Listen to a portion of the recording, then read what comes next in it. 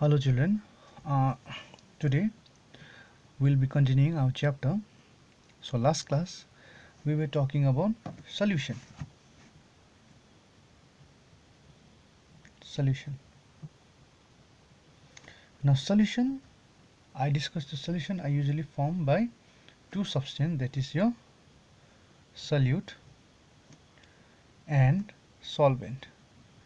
So when solute and solvent they mix together, a solution is formed. So the example which I gave you was of salt and water when mixing together will form a salty water. So your substance which dissolves is your solute. That means in that case salt will be a solute and solvent will be water.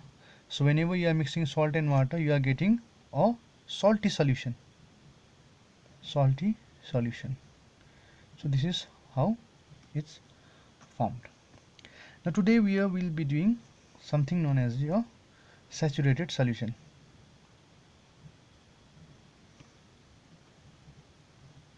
Saturated solution. Now we are going to see how solutions are formed. So as we were discussing in earlier classes, I showed you how a water looks like. So in molecular structure.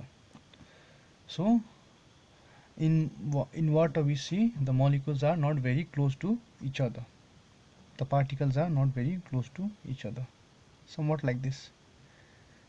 There will be some gaps between the particle. Now whenever a solute is added, for example a salt is added,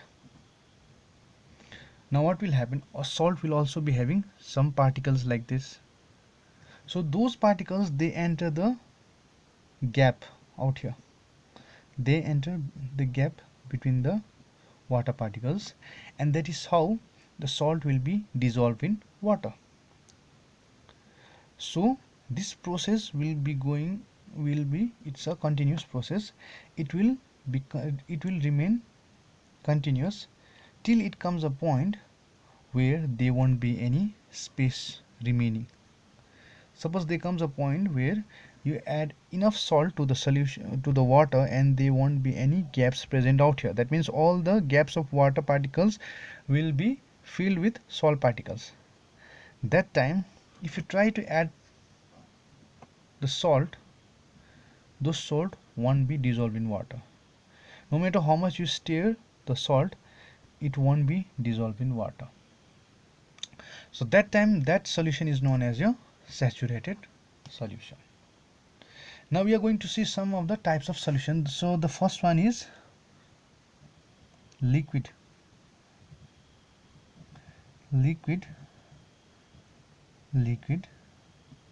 solution.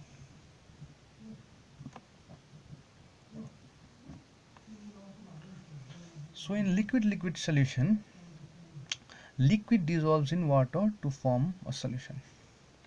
Now in this case there won't be solute and solvent. Both of both in this case one was the solid substance, another one was liquid.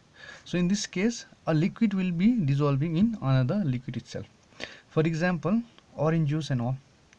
So if you mix orange juice with water, you are going to get a solution of orange juice itself. Yes or no? You'll be getting a solution of orange juice itself.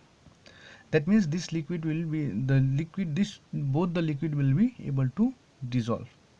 This kind of liquid is known as a miscible liquid. Miscible liquid. Now there are some liquid which does not dissolve themselves, like oil plus water.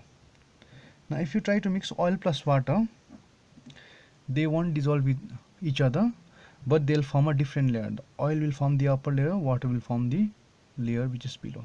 This kind of liquids are known as immiscible